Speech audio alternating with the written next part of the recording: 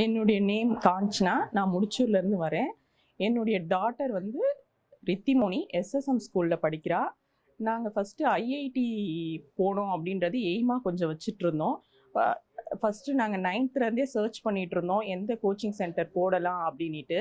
எங்களுக்கு கரெக்டான ஒரு வியூ இல்லை, கைட் பண்ணுறதுக்கும் ஆள் நிறைய இல்லை. கொஞ்சம் சர்ச் பண்ணிட்டு இருக்கும்போது பார்த்தா அககுரு அப்படின்ற ஒரு இந்த மாதிரி ஒரு ஐஐடி கோச்சிங்கை வந்து நாங்கள் ஆன்லைனில் செக் பண்ணோம்.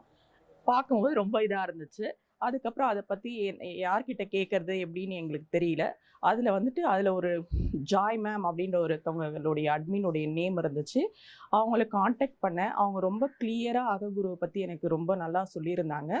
சொல்லிட்டு இருந்திருக்கும் போதே அவங்க என்ன பண்ணாங்க, மேம் நீங்கள் பயப்படாதீங்க, எந்த ஒரு டவுட்டாக இருந்தாலும் மென்டாஸ் இருப்பாங்க. நான் அதுவும் கேட்டேன், இந்த மாதிரி ஆன்லைனில் இருக்கே மேம், எப்படி வந்து டவுட் எல்லாம் அவங்க கிளாரிஃபை பண்ணுவாங்களா கண்டிப்பாக அப்படின்னும் போது, இல்லை அந்தந்த சப்ஜெக்ட்டுக்குன்னு மென்டாஸ் வச்சுருக்காங்க. அந்தந்த நீங்கள் எனி டைம் அவங்கள காண்டாக்ட் பண்ணலாம். கண்டிப்பாக அப்படி மென்டாஸ் ஹெல்ப் பண்ணலைனாலும் நீங்கள் அட்மின் கால் பண்ணலாம், அவங்க நம்பர் கொடுத்துருக்காங்க. உங்களுக்கு ரிப்போர்ட்ஸும் அதே மாதிரி பேரண்ட் ஆப்புன்னு ஒன்று கொடுத்துருக்காங்க. அதில் நீங்கள் செக் பண்ணிங்கன்னா உங்கள் டாட்டருடைய ரிப்போர்ட்ஸ் வரும் அப்படின்னு சொல்லியிருந்தாங்க.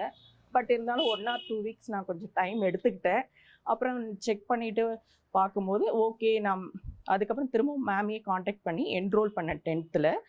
ஃபஸ்ட்டு என் டாட்டர் என்ரோல் பண்ணிவிட்டு ஒரு 2 or 3 கிளாஸஸ் அட்டன் பண்ணும்போதே அவள் கொஞ்சம் ஜாயாக ஃபீல் பண்ணா. இல்லை மம்மி நல்லா இருக்குது இது அப்படின்ட்டு. அதுக்கப்புறம் வந்து டவுட்ஸ்லாம் எப்படி மம்மி அப்படின்னும் போது அதுக்கப்புறம் தான் இந்த மாதிரி மென்டாஸ் வந்து காண்டாக்ட் பண்ணலாம் அப்படின்னு சொல்லியிருந்தாங்க. எங்களுக்கு மேக்ஸுக்கு வந்து திவ்யா மேம்ன்ட்டு ஒரு மென்டார் இருந்தாங்க. அவளுக்கு மேக்ஸ் ரொம்ப பிடிக்கும். இருந்தாலும் டவுட்ஸ்லாம் இது பண்ணும்போது எந்த டைமில் கேட்டாலுமே மேம் வந்து ரொம்ப ஈஸியாக எதுவுமே இது பண்ணாமல் ரொம்ப லவ்வபுளாக அவளுக்கு வந்து எந்த டைமில் கேட்கும் போதும் சொல்லிட்டு இருந்தாங்க.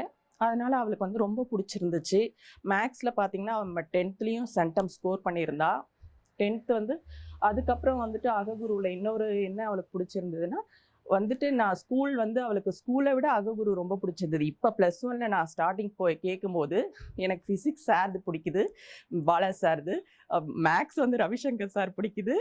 என்ன சொன்னான்னா ஃபிசிக்ஸுடைய டோட்டல் டிஃப்ரெண்ட்டாக இருக்குது ஸ்கூல் டீச்சிங் ப்ளஸ் அககுரு டீச்சிங். இவங்க டெரிவேஷன்ஸ்லாம் எப்படி டிரைவ் பண்ணுறதுன்னு ரொம்ப நல்லா சொல்கிறாங்க.